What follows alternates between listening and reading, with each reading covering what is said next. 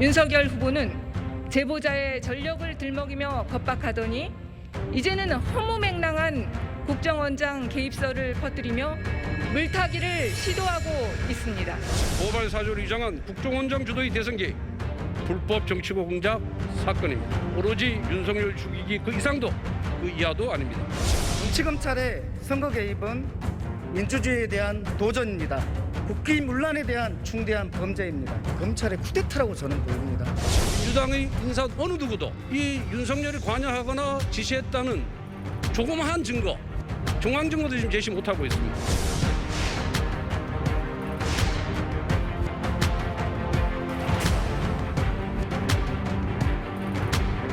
제가 알기로는 국정원장께서 그런 일에 관여할 그런 상황은 아니라고 생각합니다. 여러분도 다 아시잖아요. 저에 대한 정치 공작을 함께 상의하고 논의했다는 얘기 아닙니까?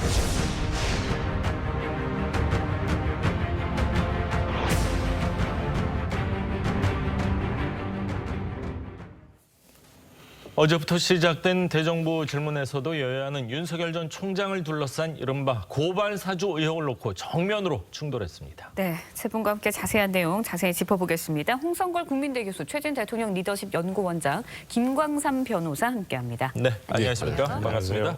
자, 지금 여당에서는 검찰이 지금 고발을 사주했다. 야당에서는 무슨 소리냐? 국정원에서 지금 제보를 사주한 정황이 나타나고 있다. 이렇게 서로 프레임 전쟁을 벌이고 있습니다. 어떻게 들으셨습니까? 어제 대정부 질문. 그 양쪽이 다 참 재밌는, 저는 그 보면서 여당 야당의 인식이 완전히 다르잖아요. 네. 예. 그런데 둘 다 주장만 있을 뿐 증거는 하나도 없어요. 아직까지는 전혀 없습니다. 예. 그런데다가 저 답변하시는 그 국무총리나 혹은 법무장관은 여당 의원이 질의하면 상당히 긍정적으로 답하고요. 예. 야당 의원이 질의를 하면 굉장히 부정적으로 답을 해요. 근데 그분들은 그럼 무슨 증거를 가지고 할까요? 그러니까 사실은 같은 편이라는 얘기죠. 그래서 저는 참 놀라운 게 저렇게 하고 있으면 저걸 보는 국민들이 저 사람들을 어떻게 판단을 할까라고 하는 생각을 정말 못 하나 봐요. 예. 정치라는 게 참 죄송한 얘기입니다만 똑똑한 사람들을 바보로 만드는 거 아닌가 하는 생각이 들어서 예. 저는 솔직히 얘기해서 좀 씁쓸하게 생각을 했습니다. 그렇군요. 예. 야권에서는 국정원 개입 의혹으로 반격에 나서고 있는 모습을 어저께도 계속해서 보였는데 박지원 국정원장 언론을 통해서도 그렇지 않다, 전혀 사실 무근이다라는 입장을 밝히기도 했어요. 예, 야당이 헛다리를 짚었다라고 했는데 그 뜻이 이제 중요한 것 같지만 막상 들여다보면 별거 없다라는 뜻이거든요. 그러나 이제 내심으로는 사실 고록스러울 겁니다. 사실 왜냐하면 이제 제보자 조성은 씨하고 특수한 관계다라는 단어를 쓰면서 사람들하고 온갖 상상력을 불러일으키게 하지 않습니까? 두 사람이 은밀한 정보를 교환하고 마치 뭔가 도모한 것 같은 그런 의혹을 계속 퍼붓고 있는데 국정원장 입장에서는 상당히 좀 이거를 해명하기가 쉽지 않습니다. 이따 아시다시피 국정원이라는 직책 자체가 외부에 이제 노출을 맞습니다. 네. 안 되기 때문에 자주 언론에 나와서도 해명을 할 수도 없고, 그리고 이제 아시다시피 또 국정원장은 정치를 할 수 없게 돼 있습니다. 그러니까 마치 정치적 행보로 비친다면 그 역시도 야당의 공격을 받을 수가 있고요.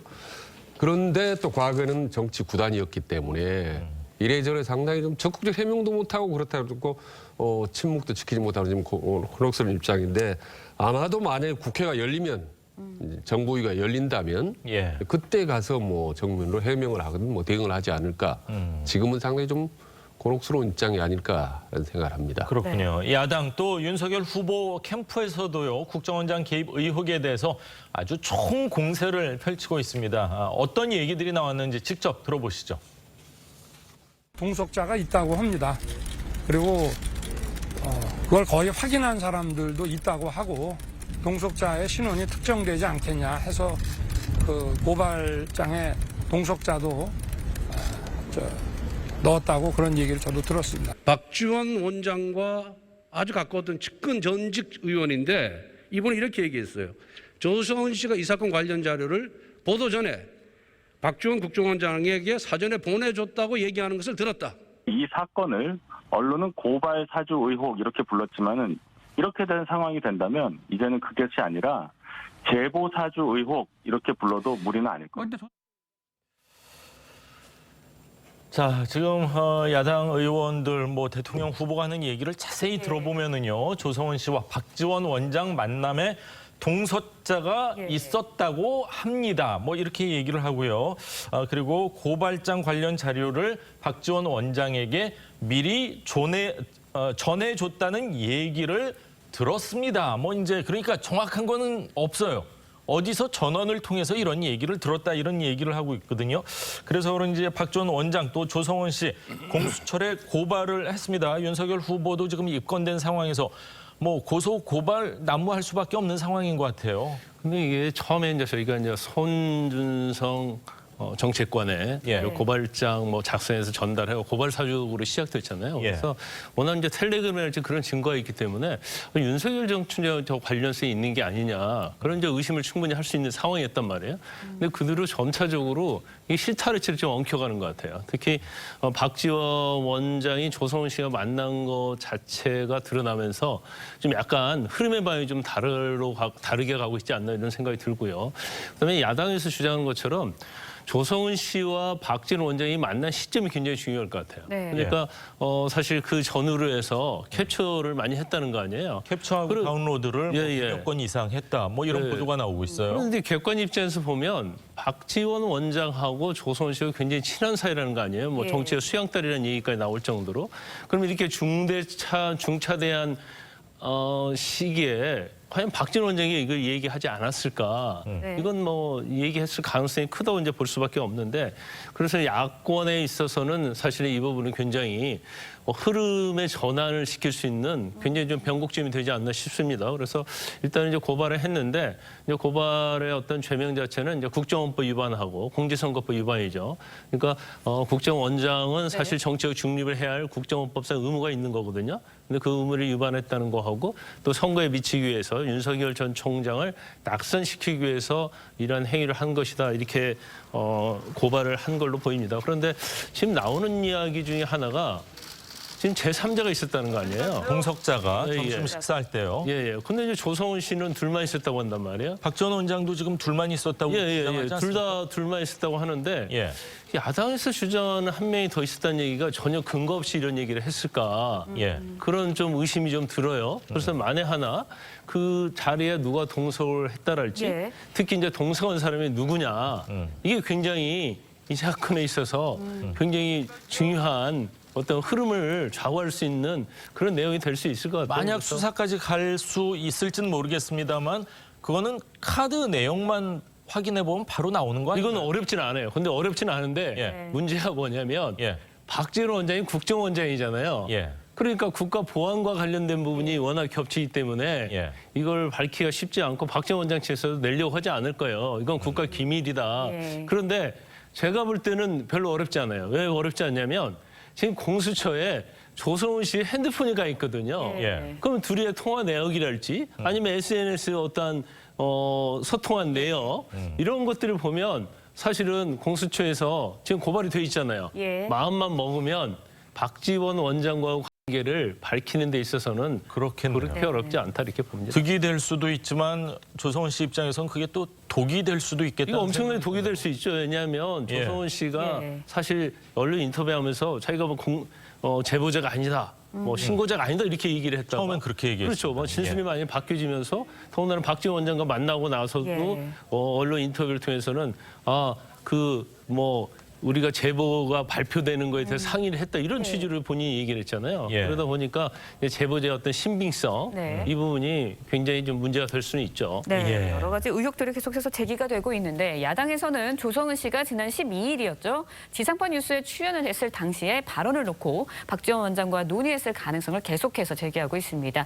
조성은 씨 이 의혹에 대해서 추가로 해명을 했는데요. 직접 들어보시죠. 저도 모르는 미래 날짜를 갖다가 우리 박 원장이 어떤 수로 알 수 있으면 이 내용 자체도 인지를 못했는데 예. 그러니까 이거를 갖다가 그렇게 억지로 엮을수록 사실 이미 종료된 사건이 확정된 사실이 변하지 않거든요. 8월 11일 그러면은 네. 박지원 원장과 만났을 때 절대로 일단 제가 대표님한테 시시콜콜 뭐 상의 드릴 일도 없고 그냥 정말 안부 정도만 묻고 예. 전혀 이제 우리 박 원장님과 저의 관계를 자꾸 오해를 하시는데요. 제가 누구 말을 잘 듣거나 상의를 하지 않는 성격입니다. 네, 야당에서 조성은 씨와 이제 박지원 원장이 사전에 상의를 했다라는 의미로 받아들이는 부분이 해석하는 부분이 우리 원장님이나 제가 원했거나 배려받아서 상의한 날짜가 아니다라고 한 발언입니다. 예. 여기에 대해서 조성은 씨가 어제 다시 한번 추가 해명을 냈는데 단지 이제 8월 11일 만남 당시 9월 2일 보도할 거란 사실을 알 수 없었다라는 의미다. 억지로 엮고 있다고 반박을 했습니다. 이 해명. 충분한 해명이 된다라고 들리셨나요? 어떠셨나요? 저는 잘 이해를 못하니까 교수님이 네. 설명을 좀 해주시죠. 그러죠. 예. 그 과거에 서른 의원이 예. 근현 이렇게 써놓고서 근현은이라고 하는 것의 줄임말이다. 이렇게 한 거 기억하시죠? 네. 또 얼마 전에 송영길 대표가 예. 뭣도 모르고 했다. 그 뭣도 모르고 해석을 하면서 그다음에 쉼표 또 쉼표 모르고 이런 얘기라고 해명을 했잖아요. 한마디로 얘기해서 민주당은 그동안에 사실은 말을 해놓고 진심을 말을 해놓고 해명을 한다는 것이 아주 이 어법이나 논리나 말이 안 되는 해명을 여러 차례 했어요. 근데 지금 뭐 저는 조성원 그래서 씨는요, 뭐 민주당 사람이다 이렇게 표현하기에는 조금, 민주당 예. 사람이냐 아니냐가 문제가 아니고 정치인들이 그렇다는 말씀입니다. 정치인들이. 예. 그래서 지금 상황이 얼떨결에 여러 가지 얘기를 인터뷰에서 막 하다가 보니 뭐 취중 진원이라고 뭐가 툭 튀어나온 거예요.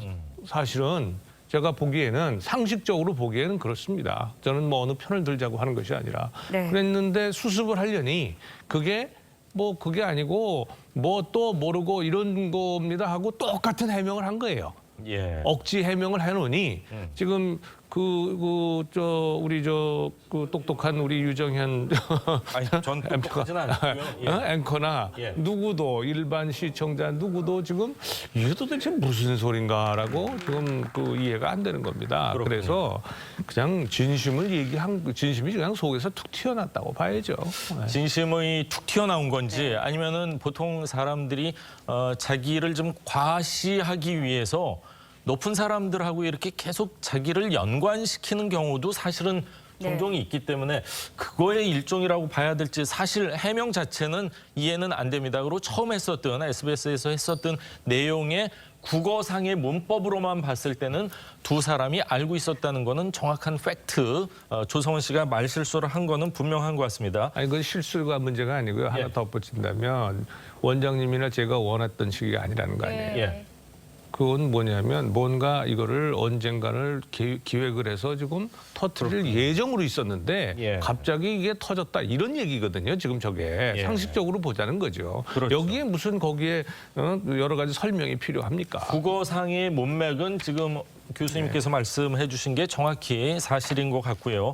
자, 뉴스버스 측. 좀 신생 언론사이기 때문에 네. 좀 특종을 했습니다. 이번에. 그러면서 9월 2일 보도 시점은 조성원 씨 자신은 알지 못하는 상황이었다 이렇게 설명을 하던 중에 거기에 발행인이 치자 뭐 이런 치자는 제가 조금 과하게 얘기를 했습니다. 치자 이렇게 얘기했을 수도 있는데 뭐 누구를 친다거나 그랬을 때는 뭐 치자 좀 강하게 얘기하지 않았을까 이런 표현을 썼다 이러니까 좀 뉴스버스 측에서는 보도의 수순성을 훼손했다 그러면서 또 불만을 표시하고 있어요. 특종을 한 제보자와 그 언론사가 조금 갈등이 일어나는 듯한 그런 모양새입니다. 그러니까 치자하면 마치 양쪽이 뭔가 작전을 개시하자라는 그런 이제 오해를 여기서 주시기 치자면은 때문에. 저희가 문맥상으로 봤을 때 윤석열 총장이잖아요, 사실은. 예, 그렇습니다. 그래서 예. 일상에서 얘기할 수는 있지만은 이제 방송이라는 공개적인 자리에 가서 예. 치자라고 서로 얘기했다라고 얘기하면은 상당히 또 다른 의혹을 불러일으킬 수가 있죠. 그런데 과거의 사건들을 보면요, 그 사건의 본질보다는 대응하는 방식이 오히려 문제를 확대시키는 거 많습니다. 그러니까 요즘처럼 이제 정치적인 태풍이 불면 말 한마디 단어 하나에 신경을 써야 됩니다. 세심한. 네. 근데 조성은 씨 같은 경우는 이제 방송에 가서 뭐 치자라는 얘기를 실제로 했는지 안 했는지 모르겠어요. 그런 말을 또 전한 데다가 거기다 또 조금 전에처럼 같이 식사했던 장소를 좀 페이북에다 올리고 예. 또 뭔가 본인의 역사적인 만남이다. 뭐 이런 얘기를 하는 거 보면 젊은 정치인 좀 에너지도 넘치지만 상당히 좀 본인 스포트라이트를 받고 싶어하는 그런 또 성향 뭐 과시하고 싶은 있는 것 같아요. 근데 이 요즘처럼 이렇게 심하게 정치고 회오르바람이 몰아칠 때는 네. 자칫하면 그런 말 한마디가 또 다른 의혹을 낳고 또 날 수 있기 때문에 다른 때보다는 신중을 좀 기할 필요가 있죠. 네. 본질이 흐려져 버릴 수 있기 때문에 할 말, 반드시 해야 될 말만 또박또박 하는 것이 이런 이제 복잡한 상황을 정리할 수 있죠. 네. 그렇군요. 일단 국민의힘에서는 국정원 게이트다, 국정원 개입설로 공세를 이어가고 있는데요. 민주당에서는 국민의힘이 박지원 국정원장을 끌어들여서 고발사주 의혹을 물타기 하고 있다라는 주장을 하고 있습니다. 관련해서 여야 대표들 어떤 입장인지 직접 들어보시죠. 물타기 공세에 혈안이 되어 있습니다. 진상과는 무관한 공익신고자와 박지원 원장의 식사 자리를 꼬투리 삼아 국정원 개입 운운하는 엉터리 삼류 정치 소설을 쓰고 있습니다. 정보기관의 정치 개입은 우리 국민이 가장 경계하는 지점입니다. 해명이 불충분할 경우 야당은 대통령 선거라는 중차대한 일정을 앞두고 국정원장의 사퇴나 경질을 요구하겠습니다. 네, 민주당 송영길 대표, 야당이 엉터리 삼류 소설을 쓰고 있다라고 일축을 했고요. 야당에서는 국정원장 경질론까지 거론이 되고 있습니다. 야당에서 이제 박지원 원장이 국회에 출석해서 직접 해명을 한다는 주장도 나왔는데 박 원장도 뭐 국회에 직접 나설 의향이 있다라고 답을 하긴 했거든요. 직접 이렇게 해명에 나설 필요 있다고 보십니까? 당연히 나설 필요 있다고 봐요. 왜냐하면 이제 의구심을 가질 수밖에 없잖아요. 그런데 이제 해명에 나선다고 하는데 어떻게 해명할지는 모르겠어요. 뭐 헛다리 짚었다는 얘기를 하고 있기 때문에 우리는 뭐 그냥 사적인 만남이었고 서로 뭐 일반적인 얘기를 했다 이렇게 얘기를 할 가능성이 크고 그러면 이거 자체를 이제 어떻게 파헤칠 수 있는가 이제 이거 굉장히 중요한데 굉장히 쉽지 않다 이렇게 봅니다. 조성은 씨도 정치계에 상당히 오래 있었던 사람이고 박지원 원장은 우리가 뭐 자타공인한 정치 구단, 집단 얘기를 하잖아요. 그런데 더군다나 이제 국정원장이라는 아주 막중한 자리를 가지고 있거든요. 그러면 사실 일반적인 사건이라면 이제 고발 사건이라고 한다면 뭐 휴대폰을 갖다가 뭐 압수한다랄지 아니면 공간 출입 내역 뭐 경우에 따라서는 뭐 업무 추진비 이런 것들을 확인해 보면 사실은 만난 경위랄지 그 당시에 뭐 이 건 제보와 관련해서 많이 수사를 할 가능성이 있는데 이제 국정원장이라는 자리가 워낙 국가 기밀과 관련된 자리이기 때문에 이 부분을 또 충분히 박지원 원장 같은 경우에는 뭐 빠져나갈 수 있는 게 많이 있죠. 그래서 그게 설사 진실이다 할지라도 밝히기가 굉장히 어렵고 또 본인이 뭐 이거에 대해 부인을 해버리면 뭐 사실은 미궁에 빠질 가능성이 큰데 저는 개인적으로 볼 때 과연 동서원 사람이 있었느냐 없었느냐 그게 굉장히 중요할 것 같아요. 그거는 그 서빙을 하거나 식당 관계자들한테 물어보면 금세 알 수 있는 거 아니에요? 아마 그런 과정을 통해서 아마 정보를 입수할 거라고 봐요. 아, 그렇군요. 그렇기 때문에 그 방에 식사가 몇 인분으로 가 있는지 확인해 보면 될 거 아닙니까? 그리고 또 만에 하나 뭐 물론 업무 추진비를 밝히지 않겠지만 업무 추진비와 관련해서 누구 만났고 비용 얼마나 썼는지 지금 알려진 것은 38층에서 지금 한 끼당 거기서는 이 점심을 먹으려면 28만 원이라는 거 아니에요. 그러니까 일반적인 식사비에서 워낙 큰 금액이기 때문에 뭐 약간의 어떤 관심을 기울이고 조사를 하면 알 수 있는 내용인데 국정원이라는 그러한 국정원장이라는 지위 때문에 이게 사실 밝히기가 쉽지 않다 이렇게 봅니다. 뭐 그럴 일이 없겠지만 국정원장이 만약 그 정도 가격의 식사를 얻어 먹었으면 그건 김영란법 위반인가요? 아닌가요? 그럴 일은 정말로 없겠지만요. 그건 김영란법 위반 되겠죠. 아, 그렇군요. 조금 엉뚱한 질문을 했습니다. 자, 어제 이 대정부 질문에서요. 여당은 윤석열 전 총장과 이 고발장 전달자로 지목된 손준성 전 대검 수사정보정책관 관계에 대해서 집중적으로 질문하는 모습이었는데 영상 준비했습니다. 그 장관님께서 취임하시고 인사 단행할 때 윤석열 총장이 손준성 검사 유임 요청했습니까? 총장의 뜻으로 유임의 뜻이 뭐 제가 직접 받은 건 아닙니다만 그렇게 전달된 것으로 기억합니다. 그러니까 유일하게 어떻게 보면 요청한 인사 아닙니까? 대검에서. 전임 총장과 손준성 검사와의 관계는 매우 특별한 관계였습니다. 그러니까 네. 뭐 그것을 근거할 수 있는 여러 가지가 있습니다만 지금 뭐 밝히기에는 좀 그런 것 같습니다. 자, 두 사람 관계 특별한 관계다. 여러 가지가 있지만 지금 이 상황에서는 아직까지는 밝힐 수 없다 이런 얘기를 했습니다. 법무부 장관이나 여당 입장에서는 윤석열 총장하고 송 검사 사이에 그래도 뭐가 친밀한 뭐가 있으니까 이런 얘기를 하지 않을까 하는 생각도 드는데요. 그런데 저 대화를 보면서 저는 굉장히 이상하게 생각을 했었어요. 왜냐하면 자, 백혜련 의원이 묻는 질문은 명확합니다. 유임 요청을 유일하게 했느냐 안 했느냐. 그런데 박범계 장관의 대답이 이상해요. 했다 안 했다 그냥 대답하면 될 텐데 한 것으로 듣고 있다. 자기 책임을 면하는 거죠. 또 이 민주당에서 지금 얘기하는 여러 가지 주장이 뭐냐면 손준성 검사와 윤 전 총장이 아주 특별하게 가까운 관계였다. 박범계 장관이 얘기를 하면서 그 증거는 지금 여러 가지가 있지만 얘기하기 어렵다. 이렇게 얘기를 합니다. 한번 생각을 해보십시오. 윤 총장이 중앙지검장에 특별히 발탁이 됐고요. 그다음에 중앙지검장에서 또 6기를 띄우면서 총장으로 발탁이 됐습니다. 그때마다 자기 사람들을 챙겨갔어요. 그래서 오죽하면 윤석열 사단이라고 얘기를 했겠습니까? 그렇죠?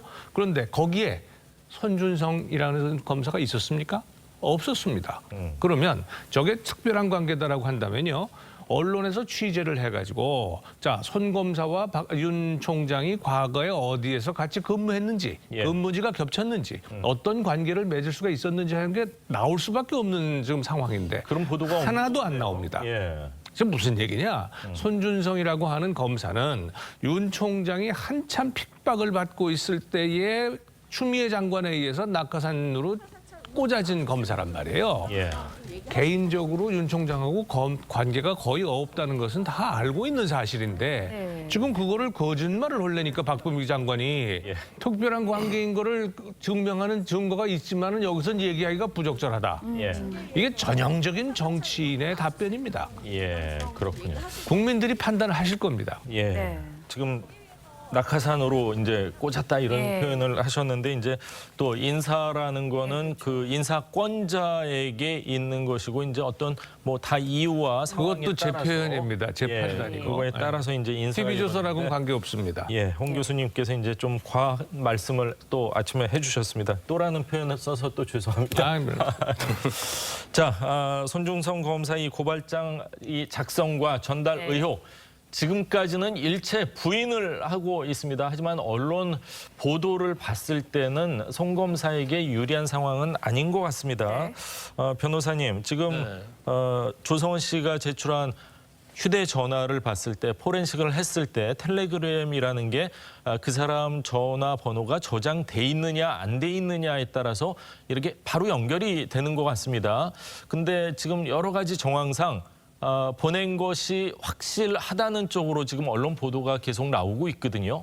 일단 이제 공수처에서 이제 조성원 씨 휴대폰을 이제 디지털 포렌식을 한 것 같아요. 그래서 그 내용에 보면 이제 발신자는 손준성 씨가 많다. 그래서 여러 가지 이제 프로필 계정을 확인해 보니까 이것은 조작된 것이 아니다. 이제 그런 결론을 내린 걸로 보입니다. 조작이 아니다. 공수처 자체에서 이제 그런 결론을 내린 거예요. 그래서 그 결론에 의해서 조성원 씨 진술과 이 포렌식 결과에 의해서 이제 압수수색 영장을 발부받은 거죠. 그런데 우리가 좀 주목해야 할 부분이 김웅원 사무실에 의원 사무실에 대해서 압수수색했잖아요. 근데 그 압수수색 영장에 어떻게 돼 있냐면 그 고발장을 손 검사가 작성한 게 아니고 제3자가 작성해서 이걸 전달하는 것처럼 그 압수수색 영장에 그렇게 기재가 돼 있다는 거예요. 그러면 손 검사가 전달자 역할만 했다 이렇게 지금 말씀하시는 건가요? 그렇죠. 그러니까 이제 원본 파일을 손 검사가 뭐 작성을 해서 이걸 텔레그램으로 바로 전달한 게 아니고 제3자가 검사일 수도 아닐 수도 있겠죠. 또 변호사일 수도 있고요. 그래서 그 사람한테 전달을 받아서 이걸 김웅원한테 전달한 걸로 공수처는 그렇게 파악하고 있는 것 같아요. 그럼 이 사안이 좀 더 이제 복잡해질 수 있다는 거죠. 왜냐하면 지금 야권에서 주장하고 이제 조성은 씨 쪽에서 생각하는 것은 윤석열 전 총장이 손준성 검사에게 지시를 해서 손준성 검사가 김웅 의원에게 전달한 걸로 돼 있지 않습니까? 예. 네. 그런데 제3자로부터 손준성 검사가 받아서 이걸 김웅 의원에게 전달한 거 돼 있단 말이에요. 그러면 한편으로 보면 윤석열 전 총장의 연결고리는 한 단계 다시 끊어지는 거거든요. 예. 그러면 사실 이제 수사하는 데 있어서는 네. 지금 윤석열 전 총장과 관계를 연관성을 수사하는 데서는 좀 더 좀 어려워질 수 있다 이렇게 볼 수밖에 없어요. 그렇군요. 그렇다 하더라도 검사하고 공무원인 사람이 누구로부터 받아서 전달한 것 자체 법률적으로는 모르겠지만 도덕적으로는 비난받을 받을 수 있는 일 아닌가요? 아니, 부적절하죠. 왜냐하면 부적절한 거죠. 뭐 피해자 당사자 바로 고발하면 되는데 예. 이걸 검찰에서 작성을 해서 전달해서 고발하게 하느냐. 예. 이것은 부적절한데 지금 사실은 공수처에 지금 여러 가지 죄명으로 손준성, 김웅, 네. 윤석열 전 총장까지 고발돼 있잖아요. 근데 직권남용, 뭐 공무상 비밀누설, 공직선거법 위반, 개인정보보호법 위반 이런 내용인데 저는 제가 볼 때는 지금 조성은 씨가 주장하고 있는 것이 모두 사실이다 할지라도 예. 인정될 수 있는 죄명은 개인정보보호법의 하나에 불과하다고 봐요. 그건 공소장, 판결문 유출한 거 말씀하시는 거죠, 그렇죠. 지금? 그거 하나 이외에는 예. 나머지는 설사 윤석열 총장이 지시를 했다 하더라도 예. 법적으로는 처벌할 가능성이 거의 없다.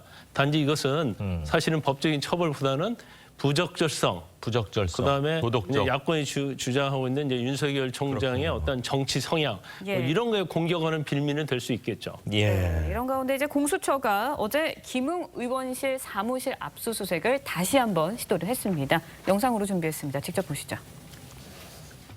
지난번 압수수색 불법으로 진행했다는데 뭐 입장 있으신가요? 자, 보십시오. 들어가겠습니다. 아니 못 들어가게 해요. 지금 영장 집행 중입니다. 잠시만. 영장 집행하는데 사람 들어가는 전혀 관계 없어요. 오늘 적법하게 이루어지는가요? 지금 그걸 확인하고 있습니다. 박지원 원장 등에 대한 고발장을 접수를 받았지 않습니까? 야당 정치인에게 했던 거와 똑같은 그 정도의 그 경강석화 같은 압수수색이 있을 것으로 기대하겠습니다.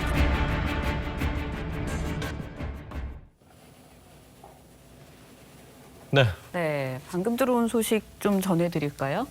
네, 여의도 순복음교회 설립자죠. 조용기 목사가 방금 전에 별세를 했다라는 소식이 들어와 있습니다. 네, 삼가 고인의 명복을 빕니다. 자, 네. 계속해서 좀 진행을 해보죠. 예. 네, 김웅 의원이 이제 공수처가 박지원 국정원장에 대해서도 정광석화로 수사를 해야겠다. 이렇게 기대를 하겠다라고 이야기를 했습니다.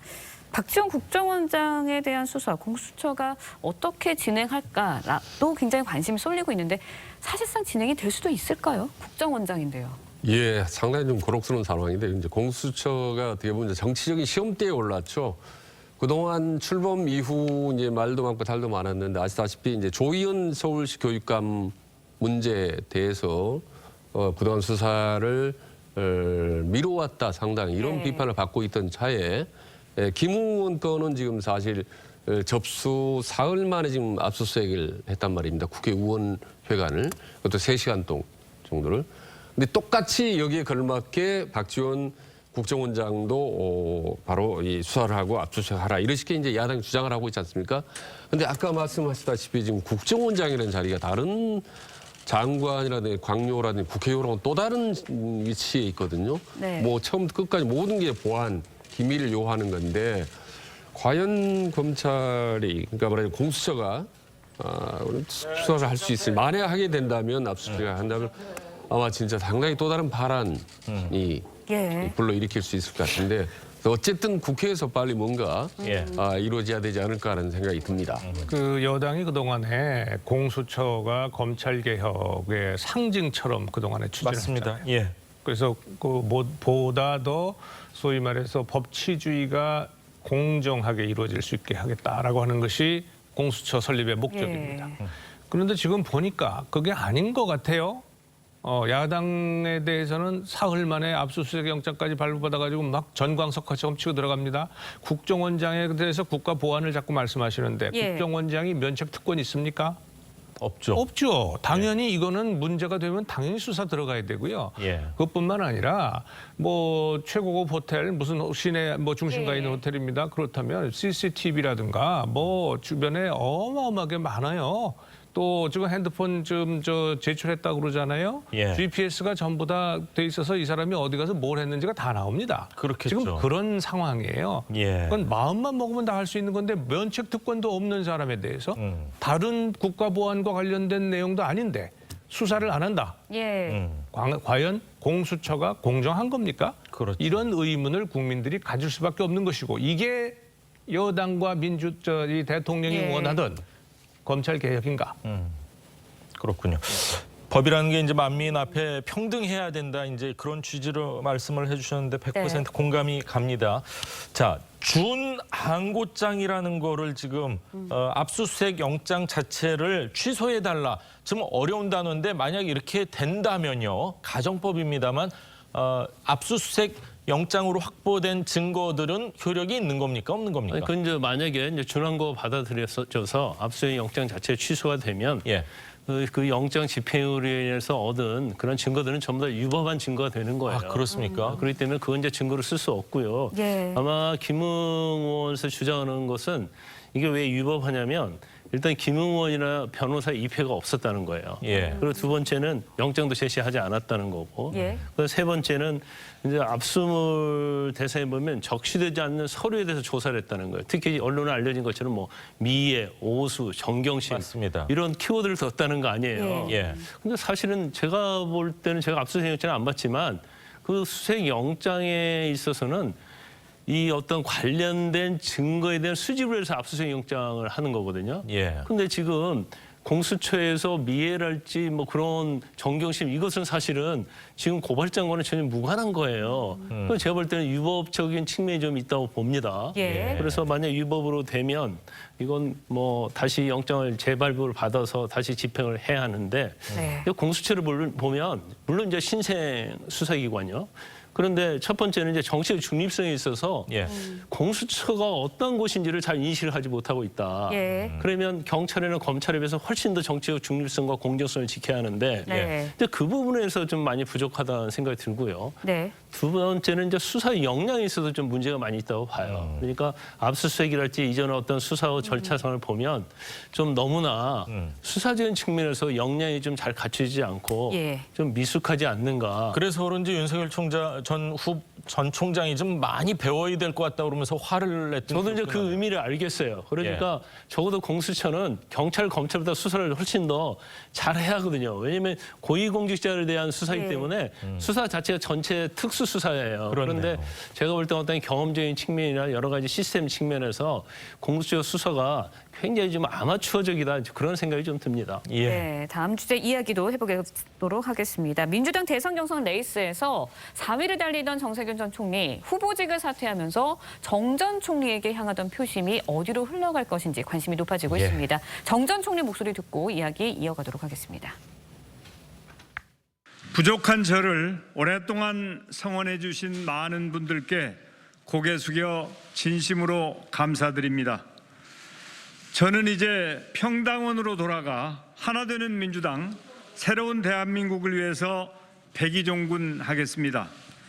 호남 경선 전에 사퇴를 하신 건데 이낙연 전 대표에 대한 배려다 이런 시각도 있는데 저의 결정은 민주당과 새로운 대한민국을 위해서 한 결정입니다.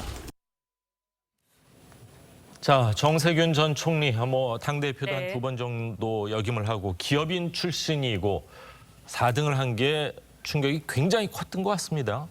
네, 그런 것 같습니다. 지금 사퇴 과정에서 막판에 한 20명이 넘는 현역위원 포함해서 최측근들을 모아놓고 회의를 했는데 예. 상당히 좀 사퇴를 만류를 했다고 합니다. 근데 완주 의지를 몇 번 밝혔거든요. 예, 그렇습니다. 주위에서 강력하게 만류를 했는데 네. 그날만큼은 정세균 후보가 아주 단호하게 여기서 멈춘다라고 아주 깜짝 놀랄 정도로 워낙 단호하게 여기서 멈춘다는 그런 결단을 해서 이제 하차를 한 건데요. 아마 4위에 밀려난 것은 충격이 아주 크기도 하지만 3, 4위 격차가 거의 더블 그렇습니다. 더블 스코어에 예. 이게 상당히 큰 충격이었고 네. 이 2차 충격이 올 수도 있다. 이를테면 추석 연휴 막 끝나고 시대는 9월 25일 날이 이제 광주 전남 있고요. 예. 9월 26일이 전라북도 경선이 있는데 맞습니다. 이때 3위를 한다 하더라도 네. 큰 표 차로 3위를 아주 좋은 성적으로 3위를 하더라도 본전인데 네. 만에 하나 여기서도 4위를 하게 된다면 그야말로 정치적인 타격은 물론이고 인간적으로 자존심이 심하게 타격을 받기 때문에 더 이상 활동이 어려워집니다. 그래서 아마 그래서 호남 출신들 또 우리 정세균 또 참모들이 빨간불을 또 이렇게 올린 모양입니다. 이건 참 장담 못합니다. 아슬아슬합니다. 위험합니다. 그래서 참 힘든 결단, 그러니까 눈물을 머금고 도중 하차하게 된 건데요. 네. 앞으로 누구를 지지하는 어떤 행보냐, 그냥 또 한 번의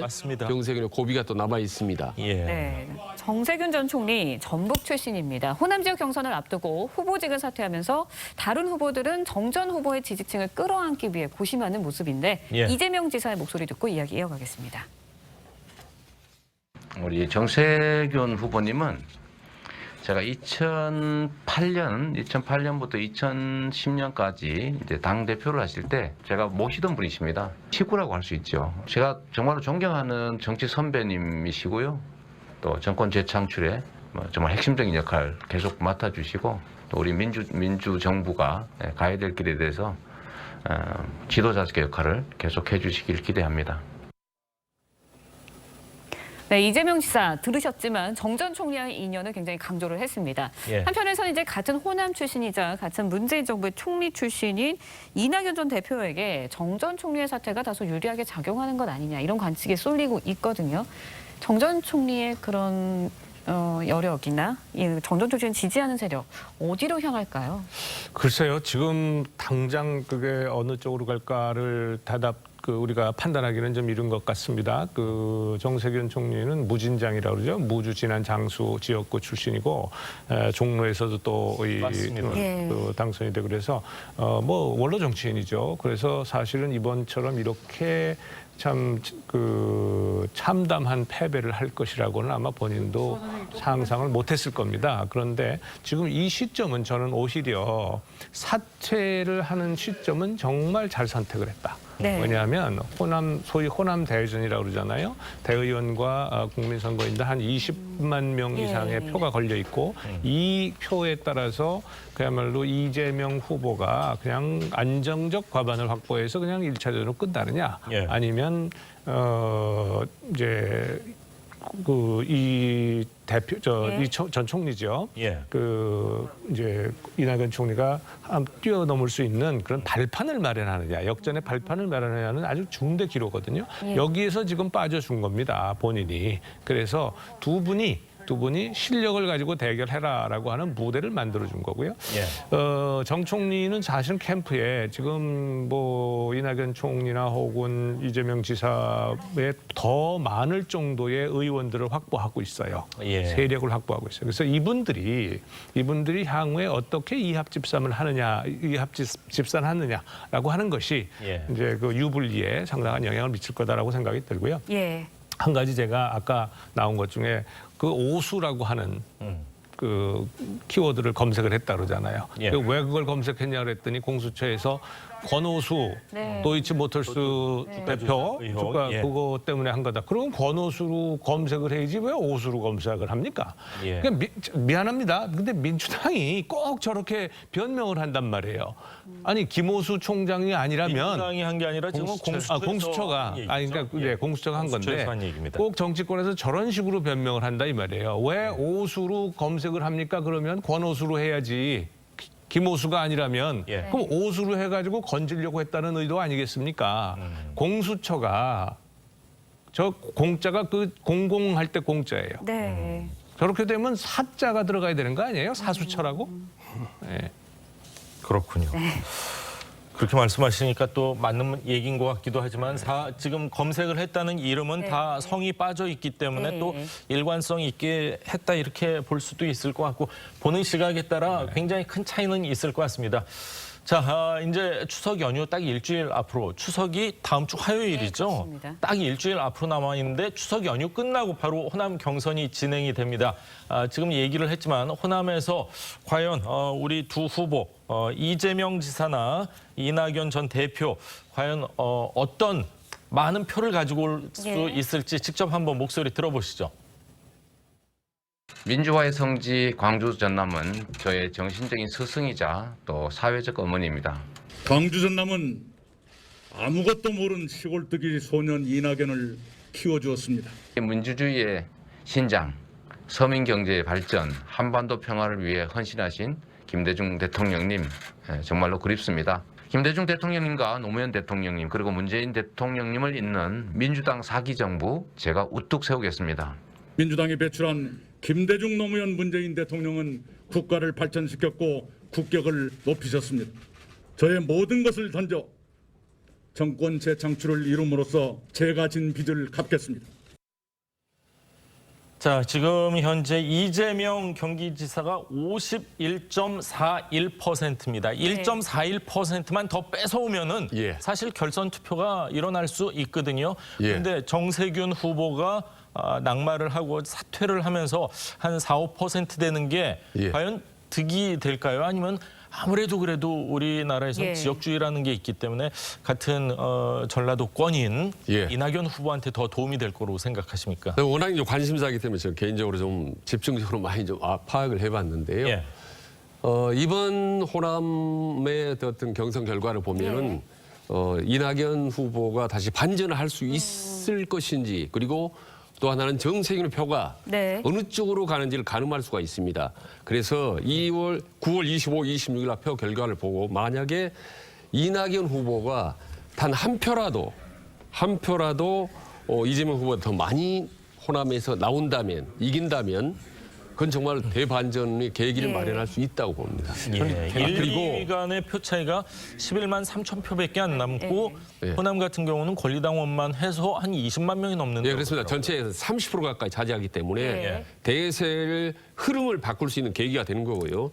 만약에 이낙연은 5% 안팎으로 그러면 5% 이내로만 그 차이로 진다 하더라도 상당히 선방을 할 수 있다 이낙연 후보는. 근데 10%포인트 가까이 그 이상으로 만약에 이낙연 후보가 또다시 패배를 한다면 이후 상황이 좀 어려워질 수 있다. 그렇기 때문에 거의 지금 호남에 총력을 겨우 인적인 물적인 말로 총력하고 올인하고 있는 것 같습니다. 지금. 호남 대전이 이루어지고 있습니다. 개인적으로 볼 때는 정세균 후보의 사퇴가 상당히 좀 영향이 있을 것 같아요. 우리가 이제 전에 정치에 보면 이제 전북에서 맹주가 정동영 전에 의원이었다. 그렇죠. 정동영 의원이 은퇴하고 나서 사실 전북 자체는 정세균 후보 중심으로 상당히 많이 뭉쳐 있고요. 또 그 안에서 지지하는 사람이 굉장히 많습니다. 호남은 이제 전남과 전북으로 나눠져 있잖아요. 전남, 광주, 전북. 그래서 또 정세균 후보를 지지하는 성향 자체가 상당히 친문 강성보다는 약간 중도적인 성향이 좀 강하고 이제 전북 자체 호남이지 않습니까? 그러면 제가 개인적으로 볼 때는 아마 이낙연 후보에게 좀 더 유리한 영향을 미칠 가능성이 크다. 그러면 호남 대전에서 어떤 결과에 나오냐에 따라서 민주당의 경선은 굉장히 흥미로울 수 있다 이렇게 봅니다. 저도 비슷한 의견님. 주석에 이제 아무래도 많은 분들이 이제 코로나 상황이지만 그래도 고향을 가고 거기서 이제 동정 여론이라는 것도 분명히 있을 수 있기 때문에 지역 정가에서 과연 어떤 변화의 움직임이 감지가 될지는 좀 지켜보도록 하겠습니다. 자, 홍성골 교수, 최진 원장, 김광상 변호사 세 분 말씀은 오늘 여기까지 듣겠습니다. 감사합니다. 고맙습니다.